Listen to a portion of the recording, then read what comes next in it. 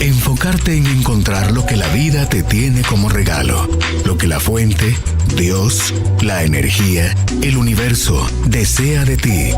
Co-crea tu destino y se manifestarán en tu vida los deseos reales de tu corazón. Carolina, la mujer de hoy, presenta el segmento Hacia una vida mejor. Así es, ya estamos listísimos para nuestro programa de este viernes y hoy nos acompaña el doctor Haroldo Cabrera Mancio para hablar de un tema muy interesante, asma bronquial, cuando mi entorno me asfixia. Ese es nuestro tema, doctor. Muy buenas tardes, bienvenido al programa, ¿cómo está? Muchas gracias, Judith. Bien, aquí contento de estar nuevamente con ustedes en este foro que siempre nos ha permitido a todos nosotros pues compartir de nuestras experiencias, de nuestro conocimiento para enriquecer a las personas que nos escuchan y para compartirles también, por supuesto, algunos consejos útiles en su vida, tanto en su vida personal, como lo hacen todos mis compañeros que siempre están acá compartiendo, como también en su salud, que es el tema que me toca a mí. Claro. Así es. Claro, empecemos platicando sobre el asma. Yo decía al inicio del programa, es muy común. Yo creo que todos tenemos un amigo, un familiar, si no es que nosotros, hasta nosotros la padecimos. Pareciera que es una enfermedad un poco más común. Hay algunas que son muy raras y cuando las hablamos uno dice, ay, de eso sí no había escuchado. Con el asma estamos un poco familiarizados, tanto que podemos pensar que es normal o que todos los niños la tienen que padecer, por ejemplo. Sí, es bastante común y conforme pasa el tiempo se hace más frecuente. Hay demasiada contaminación ambiental. El estrés está más alto que nunca, la alimentación ha cambiado muchísimo. En realidad hay muchos factores que predisponen este crecimiento abrupto de la enfermedad como tal. Se dice que un 10% de la población, que ya es bastante, padece del asma. Sin embargo, se dice también que un 80% de los pacientes asmáticos están subdiagnosticados, o sea que no han acudido a una consulta para que les evalúen y les puedan certificar si tienen la enfermedad o no. O sea que está sobrevalorado el porcentaje de la población. Yo diría que quizá alcanzamos hasta un 20% de la población que tiene algún síntoma desde leve hasta grave de asma. Estamos hablando de una persona entre 5. El porcentaje entre sexos varía también. Es muy interesante porque recordemos que existe el asma infantil, que tocaremos el tema en unos momentos. Y dentro de los niños existe un porcentaje mayor de niños varones afectados por el asma infantil que las niñas. Pero cuando sobreviene la adolescencia, que incluso todos hemos escuchado que la enfermedad en un gran porcentaje desaparece por sí sola, quedando tal vez un 20% de la población que puede volverla a desarrollar, cambia el porcentaje y aumenta para las mujeres. Hay más mujeres adultas asmáticas que varones. Y por mucho tiempo eso fue una incógnita. Sin embargo, recientemente se descubrió que la testosterona juega un papel muy importante. Porque la testosterona es un inhibidor de la interleuquina 2, que es un factor o un mediador de la inflamación muy importante en el asma. Entonces están incluso haciendo estudios de desarrollar drogas similares a la testosterona para poder atacar este mediador de la inflamación. Así que los hombres adultos tienen menor porcentaje de asma que las mujeres adultas. Qué bueno que menciona esto porque quizás tenemos un poco de confusión. Se da desde el nacimiento, se desarrolla a partir de ciertos meses y se puede dar también episodios, doctor, de gente que de niño no sufrió de asma, no ha tenido el problema y de adulto surge la enfermedad. ¿Se podría decir, se puede dar de esta manera? Se puede dar de múltiples formas. La pregunta es muy importante porque el factor genético es determinante. Y como yo siempre lo he dicho, no solo se hereda la parte orgánica, la parte somática, también se heredan los patrones de pensamiento. Eso es muy importante. Entonces hay mujeres que en la familia tienen, por ejemplo, cáncer de mama, que lo tuvo la abuela, que lo tuvo la tía, la madre, la hija, la nieta. Y sí, hay unos genes que están codificados en que la enfermedad se puede diagnosticar, pero importante, los patrones de forma de ser, de pensar, de actuar también se heredan, se copian. Y según sabemos hoy día por la psicosomática clínica y humanista del doctor Selam, que por cierto me platicabas que ya se acerca el día de su venida, del 21 al 24 de septiembre tenemos al doctor Selam, hablaremos después de eso. Pues sabemos que es determinante cuando hay un síntoma que haya un conflicto activo detrás o conflictos. Entonces las formas de pensar, de actuar, de reaccionar son determinantes y el asma no es la excepción. El asma tiene un conflicto de miedo, indudablemente un conflicto de miedo en el territorio. ¿Y el territorio cuál es? Puede ser la casa, puede ser la familia, puede ser el trabajo.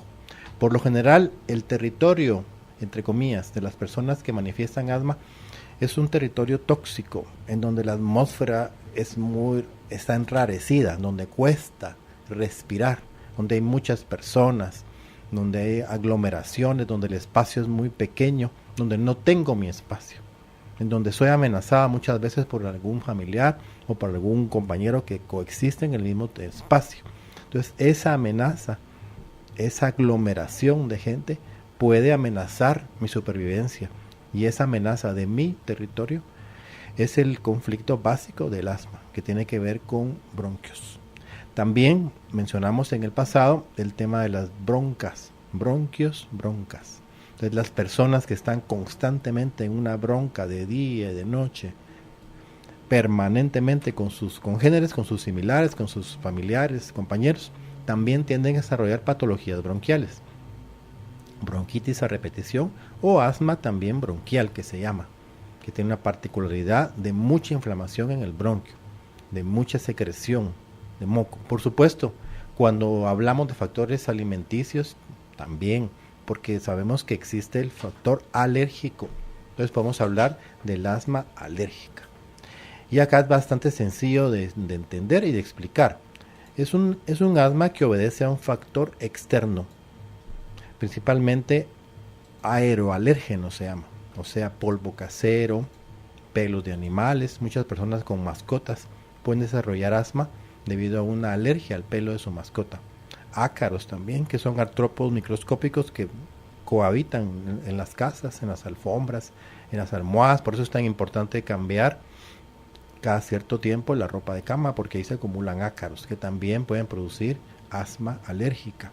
Entonces este factor externo, o sea, este alergeno que puede ser aéreo, lo mencioné, o también alimenticio, porque hay productos alimenticios que tienen mucha capacidad alergénica, como los lácteos, que eso hemos mencionado tanto y voy a hablar un poco de eso, pueden desarrollar un ataque de asma aguda en el paciente o también provocar un asma crónica, que es un tanto diferente.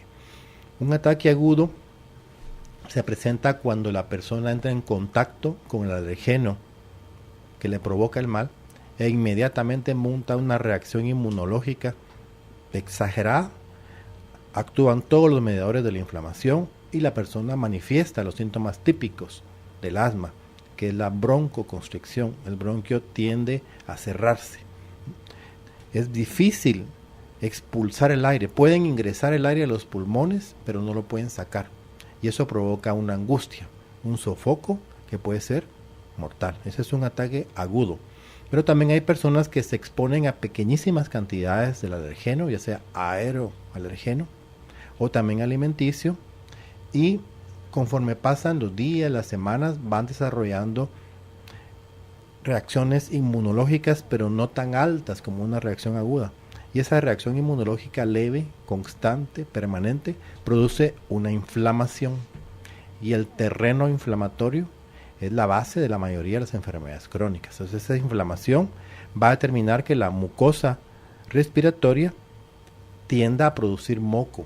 Entonces la persona tiene constantemente tos, moquea y tiene por momentos necesidad o hambre de aire. Y a veces se controla, son como ciclos que van complicándose también por lo que mencioné hace un momento, que son los eventos del inconsciente, con todas las situaciones y relaciones que tienen que darse en el día a día. Claro, y esta es la parte un poquito confusa porque no la tenemos siempre muy clara, ¿verdad? Porque puede manifestarse de muchas maneras, doctor. Usted mencionó sentirnos abrumados, un entorno muy, muy complicado. A veces, quizás como adultos, por ejemplo, no nos damos cuenta que nuestro entorno es así para un niño, porque es desde el amor, es nuestra idea, es sobreproteger, cuidar, que no le pase esto, que no se caiga, que no haga lo otro. Para nuestra visión, eso no es abrumador. Eso es un cuidado porque el niño no sabe, no puede, no tiene, entonces yo como adulto tengo que hacerlo. Se llama sobreprotección. ¿Verdad? Pero claro, pero desde mi perspectiva como No. adulta, yo no lo veo como algo pues 100% negativo. Sí, esa es la parte delicada que yo veo de todo esto, pero esa parte como el niño lo percibe. Fíjate que, oyéndote, me recuerdo una frase de un libro de mi maestro Salomón Selam que dice, amar hasta enfermarse. La incorporación emocional. Y ese es un caso de incorporación emocional. Los niños pequeños que desarrollan cualquier enfermedad, por lo general el conflicto no lo tienen en sí mismos, que son muy pequeños, muy inmaduros. El conflicto está en la familia que la rodea, en los padres. Y en el caso de un asma infantil es clásico. Los papás que pelean, que discuten de día y de noche, y el niño es espectador de estas peleas. El papá grita, la mamá calla, todo eso hace que el niño sienta que el ambiente es hostil, que el ambiente que lo rodea es agresivo, que la atmósfera es tóxica. Por eso también el asma se llama un grito silencioso. Son personas que sienten el conflicto, no lo logran expresar verbalmente por cualquier razón y entonces lo somatizan a través del asma. El asma también se puede explicar mediante la frase de dar y recibir, porque es inspirar y expirar. Entonces inspiro la vida, recibo la vida, pero cuando yo quiero devolver no puedo. Entonces recibo pero no puedo dar. Entonces ese conflicto de dar y recibir, que por lo general se siente en la garganta, cuando uno dice siento un nudo en la garganta, o los españoles dicen me cogió la garganta, eso también es un conflicto de laringe, es miedo, es pánico. Y siento eso en esa área que corresponde al quinto chakra, también de los hindúes. O sea, todo se corresponde. Cuando uno estudia, cuando uno analiza, cuando uno hace las conexiones, ve claramente cómo todo se explica de diferente perspectiva. Entonces, esa sensación de nudo en la garganta o de opresión en el pecho está muy relacionada con el conflicto de dar y recibir. Claro, y tiene mucha lógica, ¿sabe? Porque el miedo lo aprendemos realmente y desde muy pequeños. O sea, el niño es intrépido y se sube y se baja, ¿verdad? Pero vamos aprendiendo que es malo, porque nos podemos golpear, porque nos podemos caer. Entonces viene esta sobreprotección llena de miedo y hay un punto en el que ya el miedo se hace parte de nosotros, porque nos han ido enseñando poco a poco que ahí no, aquí tampoco, abajo tampoco, arriba tampoco, cállese, siéntese. Entonces el miedo nos va acompañando en nuestras primeras etapas de vida. El finado Chespirito, sin querer queriendo, causamos un daño a nuestro hijo, a nuestro hermano, a la persona que está bajo nuestro cuidado, porque esa sobreprotección, que aparentemente es muy buena y es de muy buena intención, está causando un sentimiento inconsciente de abrumación a la persona, de asfixia. Mi entorno me asfixia, se llama la charla de hoy, que por cierto tenemos un material. Tenemos un contenido muy interesante, les invito a que lo soliciten enviando la palabra contenido al 5025 y son remedios caseros para el asma. Ese es el contenido, está muy interesante, les puede servir y sacarnos de uno que otro apuro, a veces también algo natural de emergencia. El tema que tocaste hace un momento sobre los niños pequeños da para mucho, porque incluso recuerdo también de lo que hemos aprendido en psicosomática que hay un tema importante que se llama el proyecto sentido. Marc Frechet, uno de los grandes investigadores franceses en estos temas, él aportó este concepto. El proyecto sentido son todas las experiencias que los padres experimentan 9 meses antes de la concepción, lo que estaban viviendo, lo que estaban anhelando, lo que estaban deseando. Los 9 meses de la concepción propiamente dicha, también lo que la mamá experimenta durante el embarazo en sí, durante la gestación, la preñez, y los 2 años posteriores al nacimiento. Todo ese periodo, que lo repito, desde los 9 meses antes de la concepción hasta los 2 años posteriores al nacimiento, es el proyecto sentido. Pues muchas veces niños muy pequeños ya prácticamente nacen con los síntomas, que tienen bronquitis asmatiforme, se llaman en la parte pediátrica, no se puede llamar asma como tal, pero ya tienen infecciones respiratorias recidivantes, están en la clínica del pediatra a cada rato, antibióticos, desinflamatorios, mucolíticos, a veces hasta los hospitalizan, croup, toses persistentes, porque traen un conflicto del proyecto sentido. Entonces ahí es donde la medicina integrativa toma un papel muy importante, porque no solo se trata de paliar el síntoma, porque déjame contarte que el asma hoy por hoy no ha sido erradicada, ni siquiera hay esperanzas de que vaya a haber un tratamiento mágico que la cure.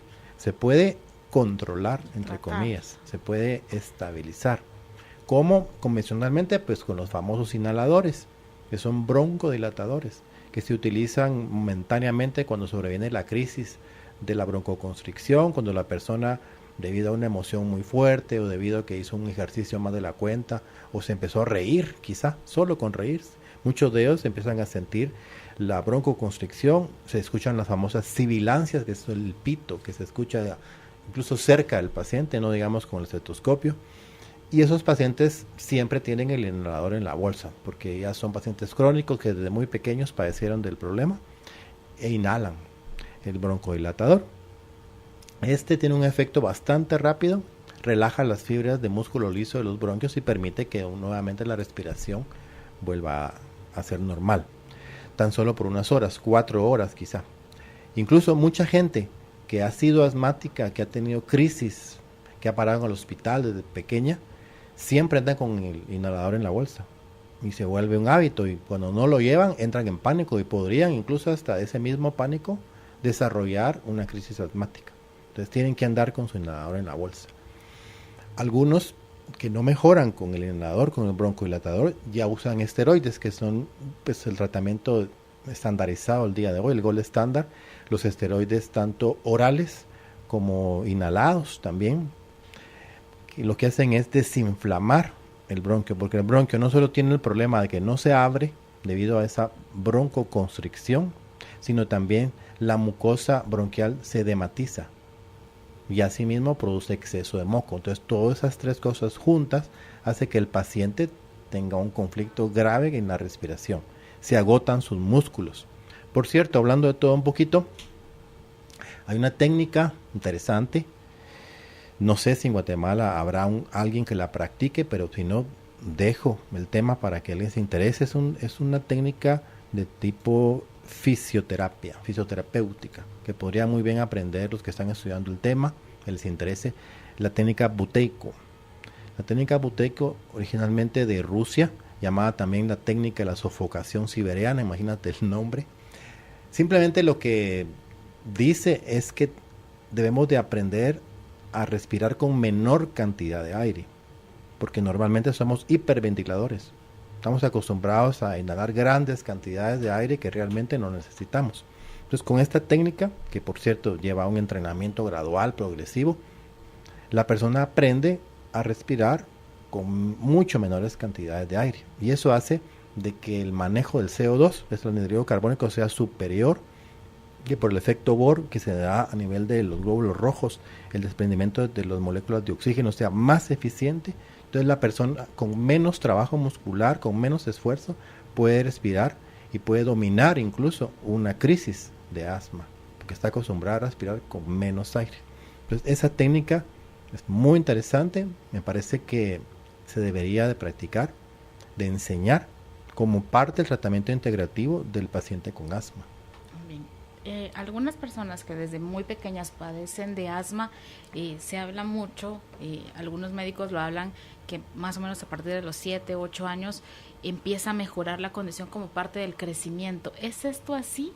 O sea, ¿sí hay alguna relación con la edad y el crecimiento y la mejoría, o esto es solo en algunos casos? Es en algunos casos, no necesariamente es una regla, pero sí con bastante frecuencia. Hemos visto que los niños que son asmáticos tienden a mejorar conforme van madurando, y en especial en la pubertad. Desarrollan y aparentemente desaparecen todos los síntomas del asma. Lo mencioné al principio, quedando un 30% de personas que potencialmente pueden volverla a desarrollar dependiendo de las circunstancias. Hay muchos factores, como mencioné, que pueden desarrollar el síntoma de la broncoconstricción. El síntoma del atrapamiento torácico, o sea, son personas que inhalan, pero no pueden exhalar. Entonces el aire queda atrapado y esa sensación de atrapamiento torácico es grave. es terrible. Mencioné hace un momento la técnica Buteyko porque me pareció interesante que las personas aprenden a utilizar con mejor eficiencia los músculos de la respiración.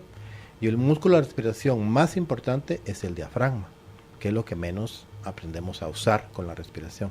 Entonces, si tenemos un buen entrenamiento para respirar, podemos respirar por mayor tiempo, con menos esfuerzo, con más eficiencia, y podríamos en cualquier momento poder controlar un ataque de estos.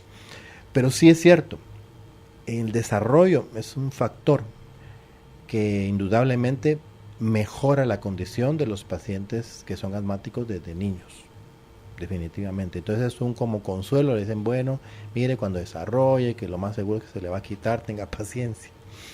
Pero tampoco podemos tener esa única esperanza en el desarrollo. Tenemos que ver qué otras opciones tenemos, porque es agotador para los padres de niños con asma tenerlos que llevar cada cierto tiempo al hospital, tener que pasar con ellos la noche en vela en el baño porque el niño se sofoca, se pone azul, no puede respirar. Claro. Tener los inhaladores. Del colegio también que no pueden ser claro que 100% cumplidas. No pueden hacer deporte porque empieza a correr unos cuantos metros y tiene el problema de la respiración. En el pasado pues había mucho más bullying, se podría decir, a los niños asmáticos o los muchachos asmáticos. Hoy en día pues como ha aumentado la prevalencia, pues como tú dices, vaya, casi es normal, entonces esto anda con su inhalador y los medicamentos están un poco más potentes y medio pueden hacer sus actividades y solo licencia para continuar, como dice un eslogan. Hay tratamientos nuevos, definitivamente, tratamientos prometedores, hay tratamientos que trabajan a nivel de los anticuerpos monoclonales, pero que solo actúan en ciertos tipos de asma, no en todas. Y además que son de un precio altísimo y que van a ser accesibles a un grupo muy limitado de la población. Claro, no para Eso todos. es triste.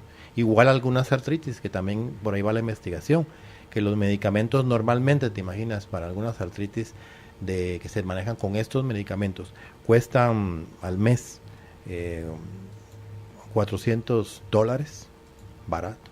En algunos casos $1,000, no es accesible para la mayoría de la población.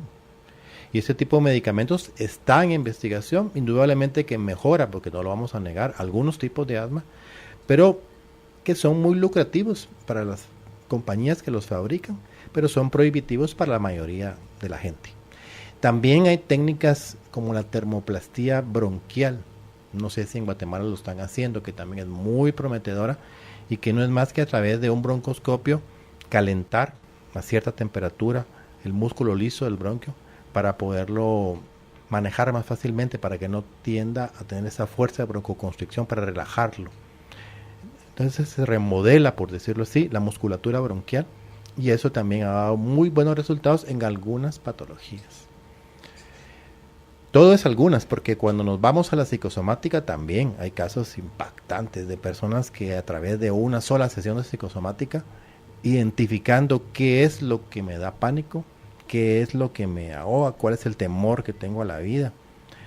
Cuando me pregunto qué estoy haciendo acá, estoy en el lugar en donde yo quería estar o no, cuál es la emoción biológica, o sea, el resentir, que se llama el contexto emocional que tengo que liberar, y el paciente tiene la suerte y el terapeuta la habilidad para encontrarlo, el paciente puede experimentar una cura dramática a través de la psicosomática, sin medicamentos. Pero también, como médico integrativo, no puedo fincar todas mis esperanzas en una sola técnica. Tengo que utilizar todos los recursos posibles para ayudar a estas personas, porque son diferentes motivos y son mezclas. Incluso te podría decir, bueno, ¿qué pasa con los dientes? También son importantes. Hay pacientes que tienen patología dental. Recientemente, el fin de semana pasado, estuvimos en Quetzaltenango con un grupo muy nutrido de odontólogos compartiendo la odontología neurofocal, un tema apasionante, cómo a través del estudio de la boca, de todas las signos, síntomas bucales, dentales, podemos tratar algunas patologías corporales. Y es cierto, hay casos, por ejemplo, yo mencioné en esa ocasión el caso de un amigo mío, Rafael, ya no está con nosotros, una persona muy interesante. Él me dijo alguna vez, lo más difícil es desaprender, me dijo, nunca lo olvidé. Era una persona mayor que estaba siempre al día con la tecnología, Yo le conocí a él a sus 70 y pico, el primer iPod, los más rudimentarios, él lo llevó, me lo enseñó, yo ni sabía qué era eso, ¿te imaginas? Entonces me dice, mira, lo más importante es desaprender. Y él consultó en alguna ocasión por una tos tipo asmatiforme, que tenía una broncoconstricción, era una tos bien complicada, seca, que se sentía como que raspaba toda la tráquea, la laringe. 9 meses de evolución. Tenía sus recursos, había consultado a los mejores neumólogos del país ese entonces, los mejores otorrinos, los internistas, todo. Mejoraba parcialmente, pero volvía el síntoma y era un síntoma agotador, ya estaba cansado de toser. Lo veo, tenía yo ya pues, rudimentos de la odontología neurofocal, sabía que en los dientes podría encontrar alguna respuesta, y como de hace algún tiempo tengo la costumbre, le digo, abrí la boca. Entonces, examino su boca y me llama la atención un canino, el canino superior izquierdo, y le digo, mira este diente. Ah, sí, es un tratamiento de canales de hace muchos años, hace como 40 años me dice. Y precisamente me acabo de fracturar esa pieza. Y un endodoncista pues muy famoso que trabaja aquí cerca me lo pegó con un cemento de última generación y me dijo que está perfecto. Entonces yo en mi ignorancia le digo, mira, pues yo pienso que una fractura, por muy bien corregida, pues podría tener una filtración. Podría haber ahí algún foco que está relacionado con la tos y se ríe. Pero ¿y qué relación tiene la boca? Pues me dice, con el resto no tiene nada que ver. Pues sí, le digo yo, porque todo el cuerpo está integrado, porque el sistema nervioso integra todo. Y los dientes no son la excepción, ahí pues hay nervios. Está el trigémino, le expliqué. Y como era tan abierto, me dice, bueno, ¿y qué vas a hacer? Voy a hacer un test, el test de Huneke. Vamos a colocar una pequeña cantidad de un anestésico local que se llama procaína en la parte bucal y atrás de la pieza en la parte palatal también. O sea, te voy a anestesiar la pieza. ¿Y qué pretendes con eso, mes? Bueno, si tengo la suerte de que el síntoma desaparezca por más de 8 horas, es diagnóstico que la pieza es la culpable. Bueno, pues dale, me dijo. y con mucho entusiasmo y confianza pues hicimos el test famoso de Huneke y evidentemente él tuvo 12 horas de que el síntoma desapareció. Entonces él muy inquieto me dice, mira, ¿y por qué? ¿Y cómo está esto? Entonces le mando una radiografía y observo que había signos de que en la raíz, o sea en el ápice de la pieza había una reacción inflamatoria bacteriana y se miraba la fractura. Me dice, pero es que yo ya fui con el endodoncista y me dijo que estás loco, que hasta te mentó a tu pobre madre, y me dijo, porque ¿qué estás haciendo con los dientes? No tiene nada que ver contigo.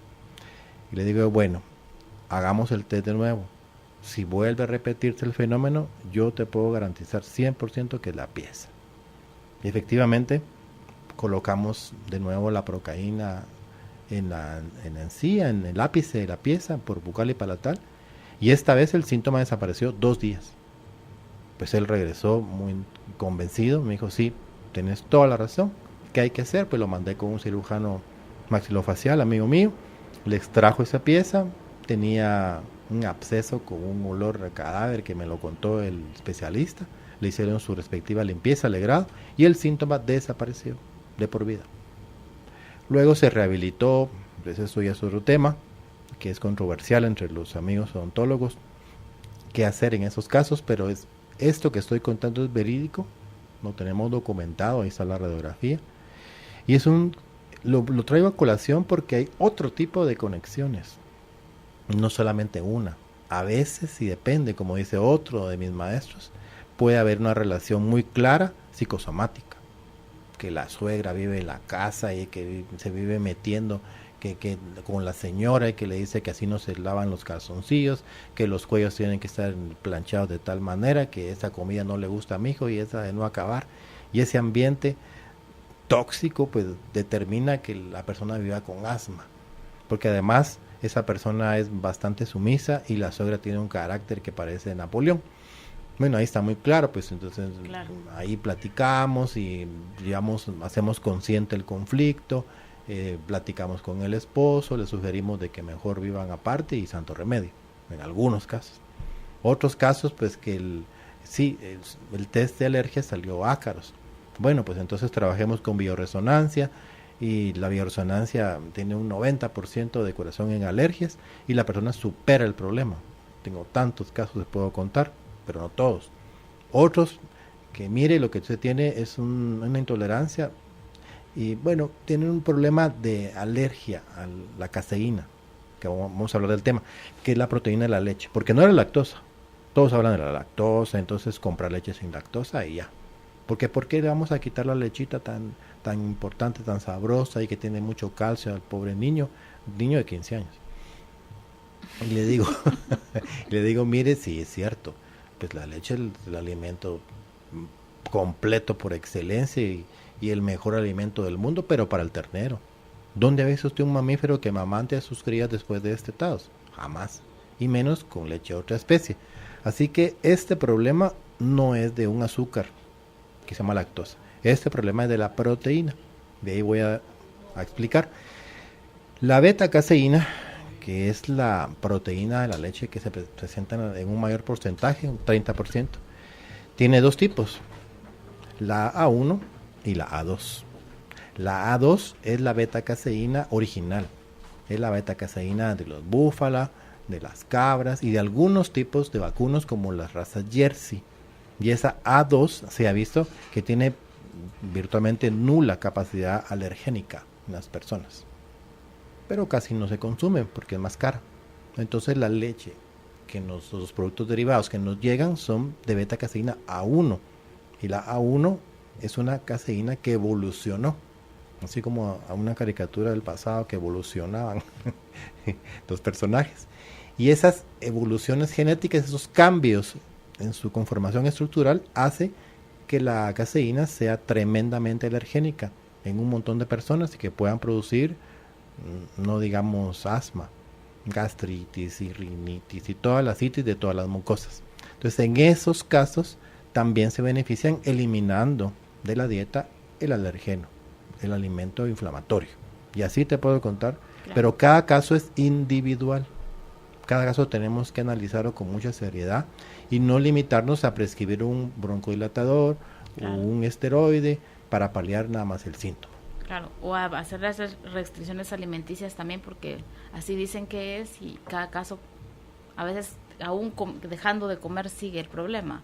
Así es. Entonces hay que ver cada caso, ¿verdad? Y ver realmente todo el entorno, como usted decía, la foto completa, y si se da la posibilidad de esta parte emocional, pues todavía mejor, porque vamos a entender muchísimas cosas y a veces son todas, tiene todas las circunstancias, ¿verdad? El ambiente emocional, el ambiente físico que tampoco está colaborando, una alimentación más o menos, un estrés por otro lado, entonces a veces tenemos todo el cuadro completo y todavía no lo hemos visto, ¿verdad? Yo siempre he dicho, lo que importa es el resultado, algo lo escuché por ahí, me gustó y es un lema en la clínica, lo que importa son los resultados. Entonces tenemos que tener suficientes elementos diagnósticos y muchos más terapéuticos para buscar ese tan anhelado resultado para el paciente, no digamos, y para uno muy satisfactorio como médico. Mi maestro Salomón dice, bueno, detrás de un síntoma siempre hay un conflicto, o conflictos, siempre, no hay excepción. Sí, estoy totalmente de acuerdo, pero no siempre tenemos la suerte o la capacidad o la habilidad de encontrar el conflicto, y a veces no es más de uno. Recientemente yo les contaba a unos compañeros del grupo de la psicosomática de un caso que leímos por ahí, de una persona que consultó por una neuralgia facial aguda. Era una maestra de 44 años, hija de un maestro también y de nieta de un maestro, eran maestros todos. Y ella de repente principia con el ataque de neuralgia que sentía que literalmente se le caía la cara. Consulta al facultativo, que era un experto en psicosomática, y trata de encontrar el conflicto y le dice, pero ¿qué de diferente has hecho? ¿Qué situación conflictiva te has enfrentado recientemente? Y le dicen, pues nada más, comí pizza ayer, y él trató de hacer alguna correlación con la pizza, pero no resultó lógico, porque hasta ese entonces no había tenido ese síntoma. Y de ahí le dice, bueno, ¿y qué más sigue? El trabajo. Bueno, que hay una reforma educativa respecto a unas técnicas de educación que nos están imponiendo el ministerio y que a mí no me gustan, me desagradan en absoluto. Pero bueno, pero ¿qué? No, eso no puede ser. Y le dice la pregunta clave. Bueno, ¿y cuál es la situación conflictiva más grave que tú recuerdes en tu vida? Entonces se le hace el nudo en la garganta, que acabo de mencionar, típico, la emoción visceral. Y dice, bueno, tenía yo 10 años cuando vino la famosa, porque no es en este país, vino la famosa reforma educativa para cambiar el método de enseñar a leer y escribir. Y mi papá, que en ese entonces pues era maestro del tema, se afectó mucho. Se volvió loco, literalmente estaba totalmente en contra, dijo que era la revolución más estúpida que habían puesto. Él vivía enojado, él vociferaba, gesticulaba como un loco y prácticamente terminó pues en un lugar de reclusión para gente psiquiátrica. Yo sufrí una vergüenza terrible, todos mis compañeros vieron esa situación, una época muy triste de mi vida.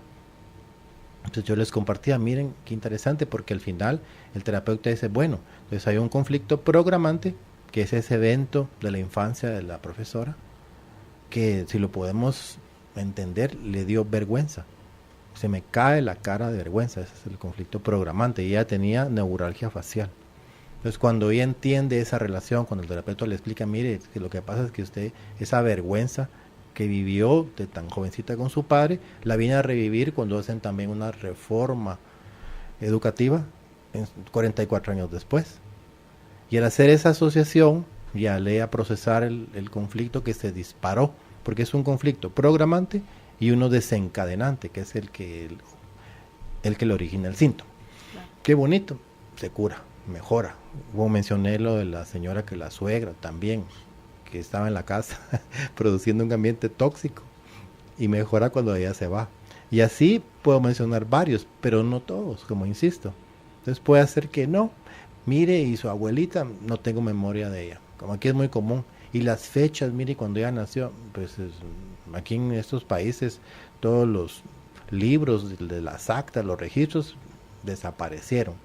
La vez pasada estaba haciendo una investigación en la municipalidad de Sololá, de donde son mis ancestros, y los libros se mojaron en el diluvio del año 30, y de 30 para atrás no hay nada, todos mojados.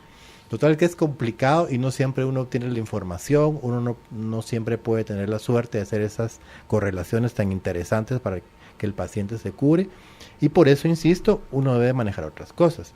En medicina integrativa, la palabra lo dice, no solo trabajamos con una línea, trabajamos con muchas, la que necesite el paciente, la que mejor se adapte a sus necesidades, la que mejor nos dé probabilidades de resultados. Entonces en medicina integrativa usamos la bendita terapia neural, ya mencioné un caso, porque la odontología neurofocal es hija de la terapia neural. Entonces en la terapia neural trabajamos interferencias, trabajamos posibles sitios de interferencia eléctrica que puedan estar causando síntomas generales o específicos del paciente. Lo combinamos con una dieta de desintoxicación, un tema importantísimo. Todo paciente que consulta a la clínica, cualquiera que sea el diagnóstico, lo primero que se le recomienda es una dieta desintoxicante, a través de una dieta alcalina, de muchos vegetales, de menos proteína animal, de menos chatarra, por supuesto. Una dieta de mucho sentido común, combinada con medicamentos biológicos, con medicamentos de la homeopatía compleja, por ejemplo, o fitoterapéuticos, que van a favorecer la apertura de los órganos de eliminación, como son el hígado, como lo son los intestinos, la misma piel, el sistema linfático, el sistema renal. Todos los sistemas emuntorios que se llaman también de eliminación se activan, y el paciente, a través de esa desintoxicación, mejora muchísimo. La segunda consulta los síntomas se han reducido y a veces han desaparecido, pero al mismo tiempo que se habla de desintoxicación, que se habla de la regulación a través de la terapia neural, también usamos medicamentos inhalados o vaporizados, y esos medicamentos en forma de terapia respiratoria, que ya no es un broncodilatador, que ya no es un esteroide, también tiene un efecto inmunorregulador, y al combinar todas esas cosas el paciente experimenta mejorías impresionantes. Y se me olvidaba, y al mismo tiempo paso a la clínica de manejo del estrés, donde trabajamos todos esos casos interesantísimos de situaciones vividas en lo personal o situaciones vividas de la familia. Muy bien, vamos a seguir platicando del tema, vamos a regresar con algunas consultas, ¿le parece? Pero nos vamos ya rapidísimo a la pausa. Les hago la invitación para que soliciten el contenido enviando la palabra contenido al 5025. Hoy el contenido trata sobre algunos remedios caseros para el asma. Ya regresamos. Inicia un espacio publicitario. Ya volvemos con más del programa Carolina, la mujer de hoy. Por Globo, tus recuerdos, tu música. Para recibir las recomendaciones de este tema, envía la palabra contenido al 5025. Ya estamos de regreso con más del programa, hoy platicando sobre el asma bronquial, cuando mi entorno me asfixia. Estamos platicando con el doctor Haroldo Cabrero Amancio. Les recuerdo que tenemos contenido, envíen la palabra contenido al 5025 y el contenido trata sobre remedios caseros para el asma. Está muy interesante y les va a servir muchísimo. Me voy con consultas. Doctor, dice por aquí, muy buenas tardes. Tengo un hijo que sufre un tipo de alergia cuando está durmiendo, lo cual lo hace despertarse muy seguido. Y en las primeras horas de la mañana, donde pareciera que tiene como catarro, estornuda mucho, luego durante el día se le quita. Lo tiene desde muy pequeño, pero ahora está entrando a la adolescencia. ¿Esto podría convertirse más adelante en asma o podría orientarme a través del proyecto Sentido sobre por qué desde tan pequeño esta alergia? ¿O qué me dice? Muchísimas gracias y bendiciones. Muy bien. Es interesante, pues, hablamos hace un momento, ¿verdad? Cuando uno le hace una pregunta surgen tantas formas para responder, sí, pero vamos a tratar de enfocarnos. Y como mencionó la palabra proyecto sentido, es probable que sí sea el proyecto sentido, pero cuando los síntomas principalmente aparecen por la noche y desaparecen en el día, por lo general tenemos que buscar lo que se llama el síndrome del yacente o del yaciente, que su creador precisamente es el doctor Salomón Selam, o es el redescubridor, el que le dio forma al concepto, porque ya había personas que habían mencionado con anterioridad esa posibilidad. El síndrome del yacente pertenece al tema del transgeneracional y que es el motivo del seminario que viene a darnos Salomón el 21, 22, 23 y 24 de septiembre, a Merito, ahí en Antigua Guatemala. Si quieren información pueden meterse a mi página o también al correo psicosomática@imcguate.com. Pues ahí está toda la información. Y cuando las personas manifiestan síntomas en la noche, probablemente se deba a que tengan un yacente o un yaciente. Eso es una conexión a nivel energético de un conflicto de una persona, un ancestro, que fue un conflicto dramático, que fue una muerte, por ejemplo, injustificada, injustificable, demasiado prematura. Y esa muerte que provoca un conflicto en la familia que no se logra procesar, se queda bloqueada en el clan familiar, en la memoria del clan. Es una memoria. Y esa memoria bloqueada salta a través de varios mecanismos que hemos estudiado a un descendiente que está conectado con ese yacente, con ese ascendiente a través de una fecha, que puede ser la fecha de nacimiento, la fecha de fallecimiento, un nombre, características físicas. Entonces esa conexión permite que la memoria del yacente, o sea del muerto, pase a un relevo con el descendiente y esta memoria sobreviva en un intento de reparar ese conflicto que se vivió, que no pudo ser procesado en su momento. Entonces las personas que tienen síntomas en la noche tienen que buscar si hay un yacente. O también en este caso, como es un niño que desde muy chiquito presentaba los síntomas, estoy de acuerdo, habría que buscar también en el proyecto Sentido. Pero además de eso, como mencioné que hay muchos recursos, porque en la medicina integrativa uno no puede emocionarse con un solo tema. Yeah. Se pueden hacer test de alergias, se puede trabajar con nutrición, se puede trabajar con bioresonancia, teniendo muy buenos resultados. Y pienso que tiene que tener fe, que tiene que tener esperanza, que estos síntomas se van a lograr resolver. Máxime que escucha estos programas donde compartimos, como dije al principio, mucha información que de otra forma no podría acceder porque está como que muy reservada para algunos grupos, pero aquí compartimos esa información para que usted tenga acceso a la misma y que puedan utilizarla para su beneficio. Muy bien, vámonos con otra consulta. Dice, a veces cuando uno padece de esto recomiendan dejar los lácteos y recomiendan mucho la leche de soya. Ahora mi consulta ¿es posible que existan efectos secundarios a largo plazo en hombres? Pues esta leche contiene mucha progesterona. ¿Podría darse?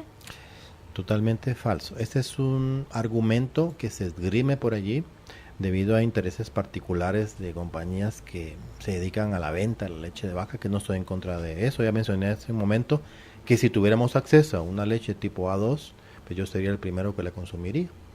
Ya mencioné por qué, de la beta-caseína A2. En el momento presente no solamente hay leche de soya, también hay leche de almendra, hay leche de alpiste, hay leches vegetales. Y lo importante en ese tipo de pacientes no es tomar la leche vegetal, sino que es eliminar la fuente de proteína animal, en este caso la caseína, que es la que está produciendo la inflamación. Y es totalmente falso que hayan síntomas secundarios en hombres, y les voy a decir algo de puro sentido común. En China, por más de 5.000 años, la soya ha sido el alimento más importante por excelencia, así como aquí en estos lugares, pues el maíz, y allá es la soya. Entonces tanto hombres como mujeres se alimentan de soya desde muy pequeños y no tienen ningún efecto secundario en lo absoluto. ¿Por qué? Porque las cantidades que tienen esos granos de sustancias similares a las hormonas, porque no son hormonas, sustancias con efecto similar, son bajísimas. Son muy, muy bajas y no pueden producir ningún efecto secundario. De tal manera que en esos países que se alimentan a base de soya desde pequeños, tienen un mejor porcentaje en cuanto a cánceres, incluso menor porcentaje de cáncer de próstata y de mama por el consumo de la soya. O sea, tiene más beneficios que daños. Pero no podemos negar también que hay personas tan alérgicas que incluso son alérgicas a la proteína de soya. Bien. Vámonos con Naomi, dice por aquí una consulta para el doctor. Mi hija tiene 8 meses. Le hice un prick test y resultó alérgica a la proteína de la leche. Como estoy lactando, yo me encuentro en una dieta. Pero aún sin consumirlo, ella ocasionalmente tiene catarro, nariz tapada, respira mucho por la boca. Quisiera preguntarle si esto podría llegar con el tiempo a ser asma. Y yo quisiera que ella pudiera consumir alimentos libremente y no sé qué hacer. Ya lo mencioné, hay posibilidades, hay recursos. La medicina integrativa ofrece muchísimos recursos, herramientas de trabajo fabulosas que uno puede utilizar. Una de ellas pues es la alimentación, estudiar muy bien la alimentación, pero también, ya lo dije hace un momento, está la bioresonancia. Y a través de la bioresonancia podemos trabajar intolerancias alimenticias, borrando la información eléctrica del mastocito con subsecuentes terapias cada semana para que el paciente pueda en algún momento dado poder consumir esos alimentos que le producen esas reacciones, no en gran cantidad, pero sí como un gusto. Entonces puede consumir si trabaja con bioresonancia. También se pueden utilizar medicamentos biológicos, medicamentos de homeopatía compleja en forma de ampollas para poder nebulizarse. Esas ampollas son reguladores de la inmunidad, son inmunoreguladores que también pueden ayudar muchísimo a regular la reacción inflamatoria exagerada que esos pacientes tienen. O sea, trabajando con esos recursos de la medicina integrativa, hay posibilidades de una curación. Hay personas que dicen, y les pregunto, mire, ¿usted cómo se siente? 100% mejor, trabajando con estas técnicas. Muy bien. Preguntan por aquí, la rinitis en adultos y en niños, ¿cómo se trata? Y quisiera preguntarle si el doctor también trata a niños pequeños. Por supuesto. En la clínica, afortunadamente, se trabaja desde el embarazo, porque soy ginecólogo, hasta la muerte. O sea, tenemos pacientes ancianos, tenemos pacientes hombres, niños, mujeres. Trabajamos todo tipo de enfoque, como una clínica del siglo pasado, con otros recursos, también con los recursos convencionales, por supuesto. Ahí se tratan infecciones, algunos pacientes que están con padecimientos quirúrgicos también se operan. O sea, hay todo tipo de soluciones. Y si es necesario enfermedades muy particulares de difícil manejo, tenemos especialistas que nos apoyan.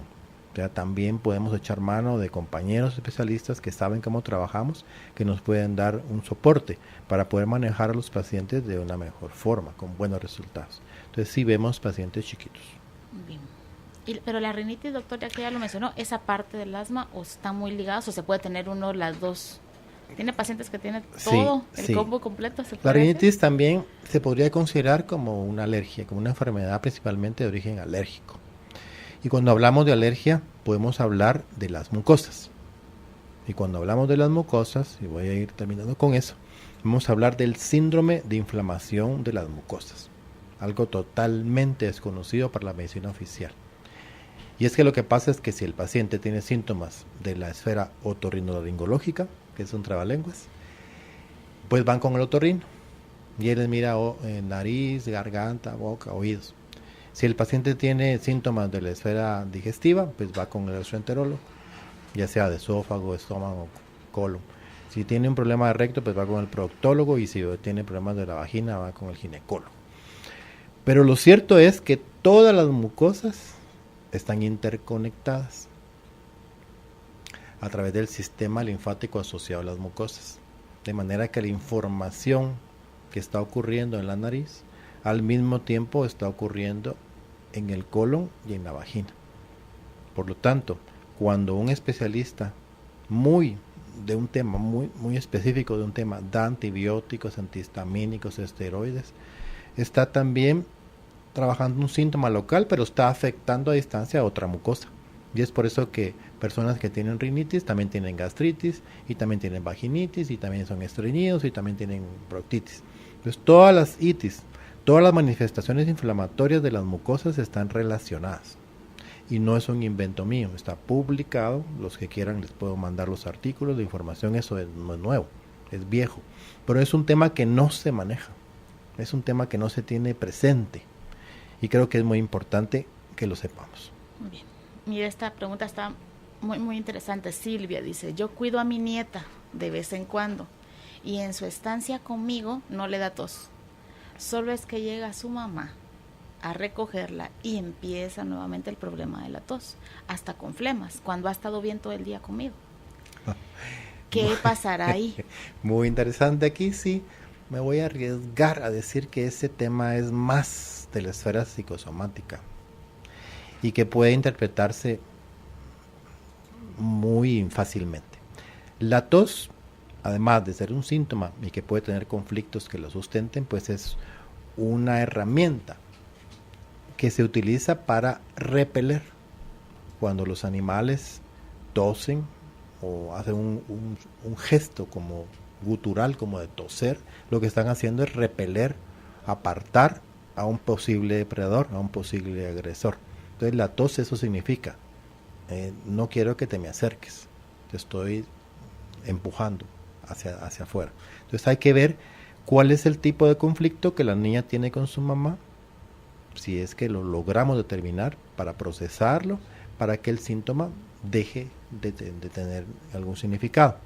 Y otra cuestión obvia, que no es de la psicosomática, lo decían los pediatras viejitos: los niños también manipulan, los niños también son muy inteligentes y utilizan los síntomas consciente o inconscientemente para llamar la atención. Eso puede ser simplemente eso, un mecanismo de llamar la atención, de reclamar la atención a la mamá que ha estado ausente todo el día. Podría ser eso, o también repeler, porque se siente más cómodo con la abuelita, que le dedica más tiempo, y entonces ya no quiere irse con su mamá por alguna razón. Pero todas esas cosas, como lo dice don Miguel Ruiz, no hay que tomárselas personal, porque la mamá tiene que trabajar, porque la abuelita pues tiene muy buena intención de cuidar a la nieta, y no estamos diciendo de que sea malo lo que hacen ni una ni la otra. Simplemente que uno tiene que analizar con objetividad lo que está sucediendo, aceptar las situaciones que se están dando y tratar de modificar las que se pueden modificar. ¿Para qué? Para que al final se obtenga el anhelado resultado, que el síntoma desaparezca. Pero una última ya, y lo dejo ir. Dice por aquí: doctor, quisiera aprovechar que está de visita para preguntarle, tengo un niño de 2 años que fue prematuro, sufrió una sepsis severa a los 15 días de nacer, es intolerante a la proteína de la leche, actualmente solo toma incaparina en biberón y comida sin lácteos, pero el niño suda mucho durante el día y principalmente de noche, y aunque se usan como repelentes para mosquitos, se le forman como ampollas, como si fuera una varicela, pero no es varicela. Quisiera preguntarle qué opina, porque de la medicina convencional ya lo probé todo y ya la opción que me queda es irme a algo no tradicional. Bueno, yo mencioné mucho y lo voy a volver a repetir: medicina integrativa o medicina complementaria. ¿Qué significa eso? Que en ningún momento los recursos que utilizamos en el día a día en la clínica son alternativos a los convencionales. Toda la medicina es buena, toda la medicina es útil, en algún momento tenemos que echar mano de todos los tipos de terapéuticas que hay, porque lo que importa son los resultados.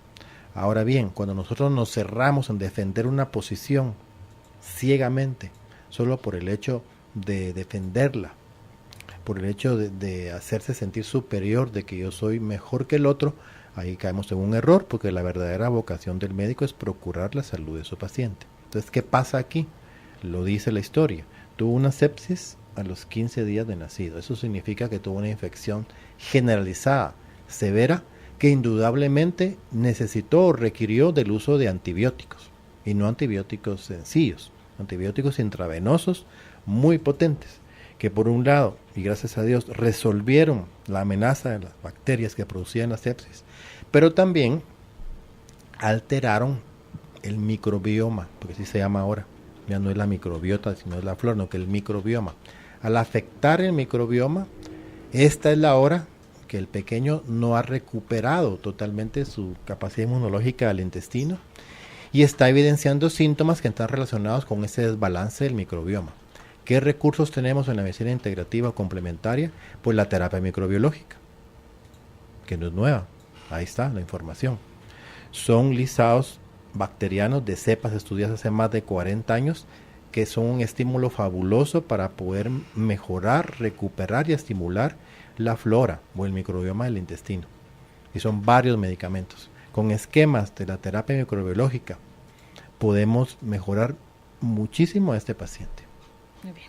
Muy bien, ya nos tenemos que despedir. Yo le agradezco muchísimo que nos haya acompañado, doctor, pero no lo dejo ir sin que nos invite a esta plática informativa que va a tener el martes 22 de agosto, o sea, ya casi. Ya, casi.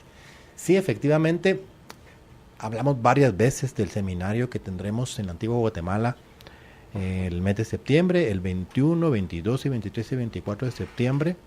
Estaremos en el Hotel Las Farolas de la Antigua Guatemala con el doctor Salomón Selam, médico francés, psicosomatólogo, creador del síndrome del yacente, interesantísimo.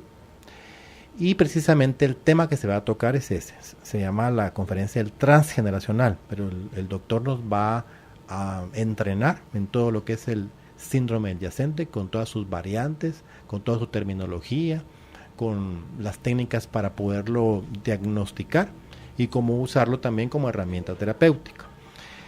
Este seminario está abierto para todos los terapeutas que requieran de un conocimiento superior para poder mejorar y tratar a sus pacientes, para gente que está interesada en una superación personal, para médicos, no digamos, para psicólogos. Sería fabuloso que contáramos con un buen número de psicólogos. Psiquiatras también están invitados. Y como lo digo, todas aquellas personas que se preocupen por el estudio del conocimiento, por la mejora de sus capacidades humanas de crecimiento personal, están invitados. Toda la información está en las páginas de IMC de Facebook, Cabrera Mancio, IMC Cabrera Mancio en Facebook. Y también en algunas páginas de psicosomática, pero esa información es fácil. Ustedes solo ponen ahí seminario en Guatemala, doctor Selam, transgeneracional, y aparece la información. Y para poder colaborar de alguna manera, para los que todavía no se han decidido, ampliando sus conocimientos, vamos a compartir una plática informativa de ese tema transgeneracional el 22 de Museo de la zona 13, Century. Ahí vamos a estar. La plática es sin costo. Todos aquellos, como dije hace un momento, que estén interesados pero que no han decidido porque el tema les parece como extraño, como que no saben qué es, pues pueden participar y con mucho gusto vamos a ampliar la información. Muy bien. Ya colocamos el evento ahí en nuestra página para que la gente que necesita más información ahí lo pueda obtener. Doctor, muchas gracias. Para contactar al doctor, sus redes sociales, IMC Cabrera Mancio, los teléfonos 2259-3232 y por WhatsApp 5515-4471. Doctor, mil gracias. Gracias, Judith. Fluir y tratar de entender hacia dónde la vida nos está guiando es lo mejor. Carolina, la mujer de hoy, presentó el segmento Hacia una vida mejor.